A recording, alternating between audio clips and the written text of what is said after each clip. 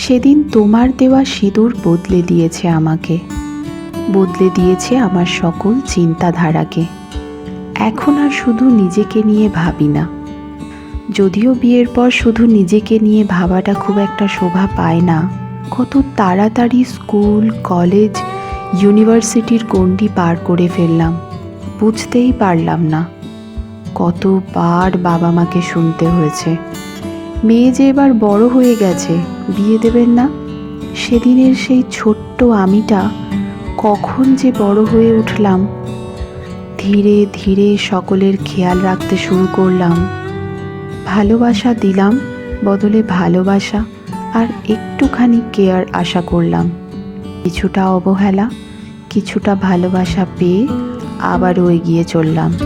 প্রতিটা মেয়েই বিয়ের পর জীবন নিয়ে একটা আশা রাখে, মনের মধ্যে একটা সুখের সংসার বাঁধার স্বপ্ন দেখে। সেদিন যে মেয়েটি নিজের প্রতি হওয়া অন্যায়ের প্রতিবাদ কড়ায় গণ্ডায় চুকিয়ে দিত, এখন তার অনেকটাই গায়ে মেখে নিতে হয়। কারণ যতই হোক শ্বশুর বাড়ি তো। সেদিন যে মেয়েটি নিজের পছন্দের খাবার রান্না না হলে মায়ের প্রতি বিরক্ত হতো, আজ তাকে সেসব খাবারই রান্না করতে হয়। কারণ নিজের জন্য কে আর ভালো মন্দ অত রান্না করে। সেদিন যে মেয়েটি রাগ করলে বাড়ি শুদ্ধ লোক তার রাগ ভাঙাতো, এখন তার নিজের রাগ করা তো দূরের কথা, অন্যের রাগ ভাঙাতেই সে ব্যস্ত। একটু আঘাত পেলে যার চোখে জল এসে যেত, এখন তার অনেকটাই গা সওয়া হয়ে গেছে। কারণ সময় তাকে বদলে দিয়েছে।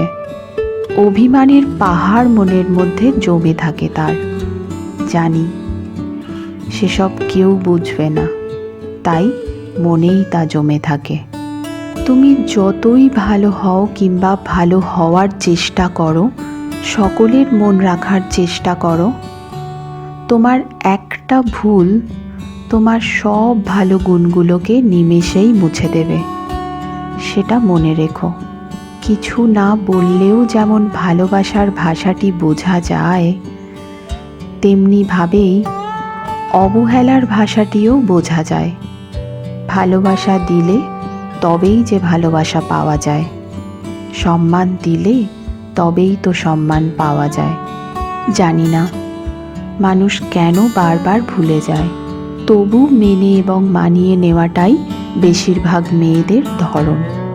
আসলে পরিবর্তনশীলতার মধ্যেই রয়েছে মেয়েদের জীবন। জীবনের অভিজ্ঞতা মানুষকে অনেক কিছুই শিখিয়ে দেয়। তাই পরিবর্তনের কিংবা বদলের মানুষের জীবনে প্রয়োজন আছে বলেই মনে হয়।